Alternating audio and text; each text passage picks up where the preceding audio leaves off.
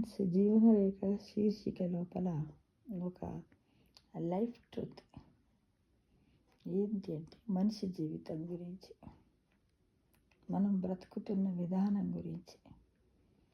గొంగలి పురుగని మనల్ని గొంగలి పురుగని అసహించుకున్న వారు సీతాకోక చిలుకలా మారిన తర్వాత వర్ణించడానికి మాటలు వెతుక్కుంటారు వాళ్ళు. మనిషి జీవితం కూడా అంతే. కష్టపడుతున్నప్పుడు రాని వారు నువ్వు సుఖపడుతున్నప్పుడు వెతుక్కొని మరో వస్తారు. కాబట్టి తస్మాత్ జాగ్రత్త. అంటే ఇక్కడ ఏంటంటే మనం ఏమీ లేకుండా గొంగలి పురుగులేంటి పాపం, ఆ చెట్టు ఈ చెట్టు తిరిగి అక్కడ ఇక్కడ ఆహారాన్ని సేకరించుకొని తింటాయి.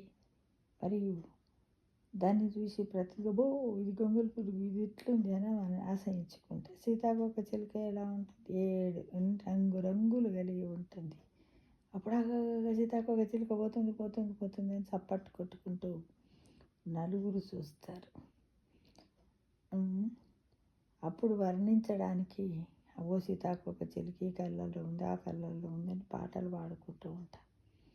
అట్లానే మన జీవితం లోపల మనం కష్టాలు పడుతూ తిండికి లేకుండా ఆర్థికంగా వెనకబడి ఉన్నప్పుడు మన చుట్టూ ఎవ్వరూ ఉండరు.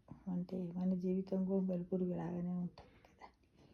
ఆ తర్వాత కష్టపడుతున్నప్పుడు కూడా ఎవ్వరు రారు పాపం. కష్టపడుతున్న వానికి సాయం చేద్దాం, 2 రూపాయలు మాట సాయము ఏదీ చెయ్యరు.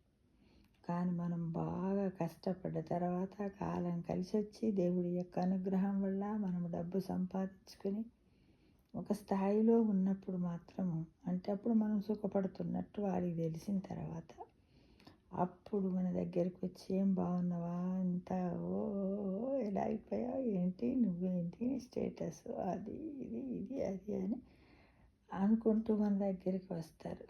ఇది ఇప్పుడు మనకు కనపడుతూనే ఉంది. మనం చిన్నప్పటి నుంచి కూడా చూస్తున్నాం. మన అమ్మ నాన్నలను చూసాం, మనల్ని చూసాం, ఇప్పుడు మన పిల్లల్ని చూస్తున్నాం. మనం కూడా కష్టపడి మన పిల్లల్ని ఒక ఉన్నత స్థితిలో ఉంచినట్టయితే ప్రతి ఒక్కరు కూడా మన దగ్గరికి వచ్చి మాట్లాడుతూ ఉంటారు, ఏవేవో చెబుతూ ఉంటారు, ఏందో చెబుతూ ఉంటారు. అంటే చూడండి, ఒక మనిషికి డబ్బుకి ఇచ్చిన విలువ ఒక మనిషి యొక్క మానవత్వానికి మనిషికి విలువ ఇవ్వట్లేదు కదా. మానవులంతా ఒకటే కదా. కానీ ఎందుకు అలా ఆశయించుకోవడం, డబ్బు వచ్చిన తర్వాత మన దగ్గర అంటే స్టేటస్ ఇంపార్టెంట్గా చూస్తున్నారు ప్రతి ఒక్కరైనా అంతే. ఇక్కడ మనం చిన్నప్పటి నుంచి చూసుకుంటూనే వస్తున్నాం కదా. ఇప్పుడు పిల్లలను కూడా కష్టపడి పెంచి అన్నీ చేసిన తర్వాత ఇప్పుడు మనం కూడా ఎవరితో బంధుత్వ రక్త సంబంధికుల్లో కానీ ఫ్రెండ్స్లో కానివ్వండి, ఊర్లో కానివ్వండి, మనం జాబ్ చేస్తున్న దగ్గర కానివ్వండి, ఇప్పుడు జాబ్ చేసే వాళ్ళకు ఒక విలువ ఇస్తారు, జాబ్ చెయ్యని వాళ్ళకు ఒక విలువ ఇస్తారు. ఇంక ఈ కాలంలో రిటైర్డ్ అయినాక పెన్షన్ వచ్చే వాళ్ళకు ఒక విలువ ఇస్తున్నారు, పెన్షన్ రాని వాళ్ళకు ఒక విలువ ఇస్తున్నారు. అంటే ఇలా జనం ఎందుకు ఇలా మారిపోతూ ఉన్నారు అస్సలు అర్థమవుతలేదు కదా. నిజంగా ఒక్కొక్కసారి మనమే కూర్చొని ఆలోచించుకుంటే ఏంటబ్బా ఇది, ఆ గొంగలి పురుగు ఉన్నప్పుడే మంచిగా ఉంటుండే. ఇప్పుడు మనకు నిజంగా ప్రతి మనిషి కూడా ఎక్కువ చదువుకొని ఎక్కువ ఆలోచించినట్టయితే ఎక్కువ మానసిక ఒత్తిడి అనుకోకుండానే పెరుగుతుంది. అది ఎంతవరకు కరెక్టే వాస్తవైతే లేదు ఫ్రెండ్స్. కాబట్టి మనం ఎలా జీవిస్తే బాగుంటుంది చెప్పండి.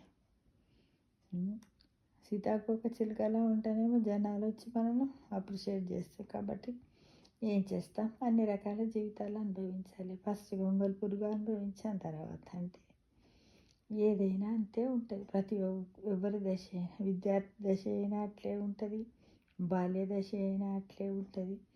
లాస్ట్కి మనం ఏంటి సీతాకోక చిలుకగా మారిన తర్వాత కూడా మన లైఫ్ ఎండ్ అయిపోతుంది అంతే కదా. కొద్ది రోజుల తర్వాత ఆ రంగులన్నీ పోతాయి, అన్నీ పోతాయి, శక్తి పోతుంది, అంతా పోతుంది. కాబట్టి అదంతే కదా. మరి ఎవరమైనా అంటే ఫస్ట్ అక్కడి నుంచి స్టార్ట్ అవుతుంది.